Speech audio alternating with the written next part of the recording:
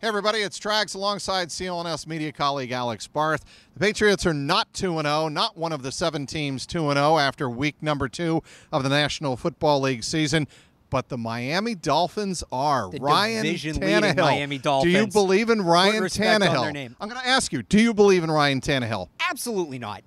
I knew the answer to that before I asked it. He's a wide receiver in college that they tried on a whim to make a quarterback, and every year since he's been drafted, I've heard this is the year Ryan Tannehill makes the leap. This is the year he goes from mediocre to good. This is the year that he can carry a team. I think after you say that 4 times, you shouldn't be allowed to say it anymore. Is he serviceable? Is Ryan Tannehill serviceable? Sure. Is he a legitimate starting quarterback? Probably start on about half the teams in the league. Is he a team that's going to win the division when Tom Brady and Bill Belichick are in that same division? No, especially not with the weapons around him, especially not with that coaching staff. They've gotten off to a hot start. We've seen Miami do this before, but Ryan Tannehill's not that guy who can do that for 16 games. He's not a guy that's going to lead a charge, that's going to lead a dream season.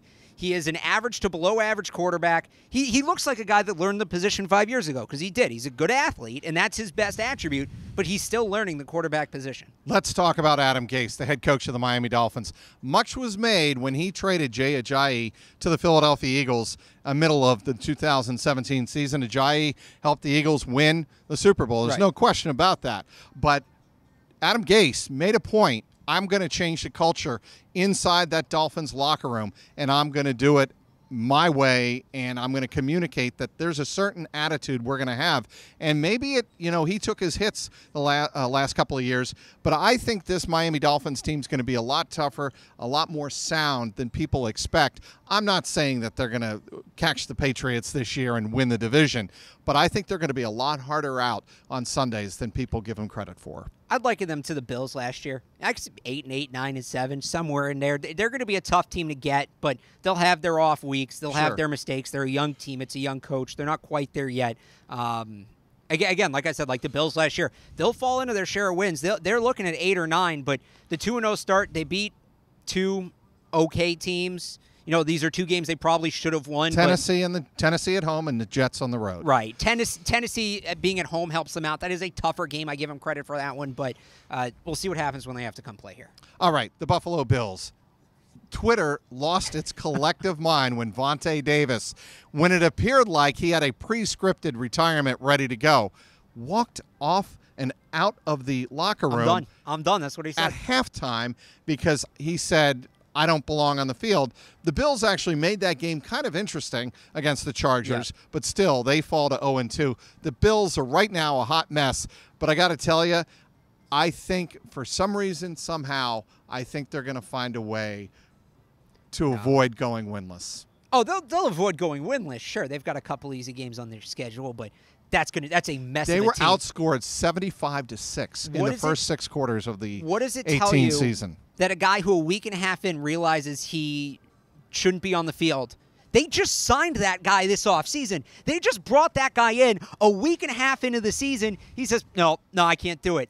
They were a playoff team last year. They finally got back to that point after 20-something years of just dreadful football. And then they give it all up to go get Josh Allen. They've just made poor decision after poor decision after poor decision. Everybody I know up in Buffalo, they can't wait for the season to be over. Okay. Now that we've completely given the division again to the Patriots for a 10th straight year, let's go to another team in the AFC that is raising some eyebrows big time, in particular a quarterback, Patrick Mahomes. 10 touchdowns, no interceptions in the first 2 games. The Chiefs are 2-0 and one of the very hottest teams out of the gate. Yeah, Mahomes is bringing Big 12 football to the NFL. You love to see it. And the Chiefs did the right thing with Mahomes, which so few teams in the NFL do now. He sat his rookie year. He did not play. He got a little bit of time at the end of the season, but he waited behind Alex Smith. He learned the speed of the NFL game. He learned the nuances of the NFL game without having to do it in-game, without ruining his confidence. And you're seeing that pay dividends right here, and I think more teams should take that lesson. Now, is Mahomes, what is he on pace right now? Throw over 100 touchdowns, right? Something like that. I can't do the math off the top of my head. Is he going to do that? No. He's played 2 weak defenses so far, but 80 touchdowns. 80 touchdowns. Okay, it's that's not a bad number. 80 touchdowns. Oh, what do you want with that? He's not going to stay on this pace, but he's shown that he understands the NFL concept. They've built a good system around him. They have good weapons around him. Andy Reid, as bad as he is with the clock, he's that good with the quarterback. So I like what I like what I see from Mahomes. It'll be interesting to see when he goes up against the better defenses. I'm scared to see him here because every indication right now is that he will carve the Patriots up. But the Chiefs are turning heads, and not that the Steelers' defense is great, and not that the Steelers are great, and we can get into that about how worried that team should be, but to go into Pittsburgh, win a game the way he did, get up 21-0, have the defense blow that lead, and still have the plums to hang in there and fight back. I mean, there aren't many second-year quarterbacks that are doing that. Very impressed by Patrick. I don't remember the last time I was this impressed by a first-year quarterback. The Steelers, by all rights, should be 0-2. And one of those losses should be to the Cleveland Browns. Of course, they had that 21-21 tie in week number 1 in Cleveland. Right. The Pittsburgh Steelers right now are really a disaster, and there's no other way to put that. And I say a disaster because, Alex, it looks like Mike Tomlin does not have control of the dressing room. And you know what the scariest thing should be for Steelers fans and for that team? Le'Veon Bell, if he comes back, doesn't fix this. Because they're getting outstanding production from James Conner. Le'Veon Bell's not going to give you much better, if anything better, than what they're getting from James Conner right now. This is a problem with the defense and a problem in the locker room. Like you said, Mike Tomlin's lost that team. Bell's holding out. Antonio Brown's essentially asking to be traded on Twitter. He's got former members of the team. That's a former PR staff member who's chirping him. Big Ben's old, and he's looking like it. The offensive line hasn't been great.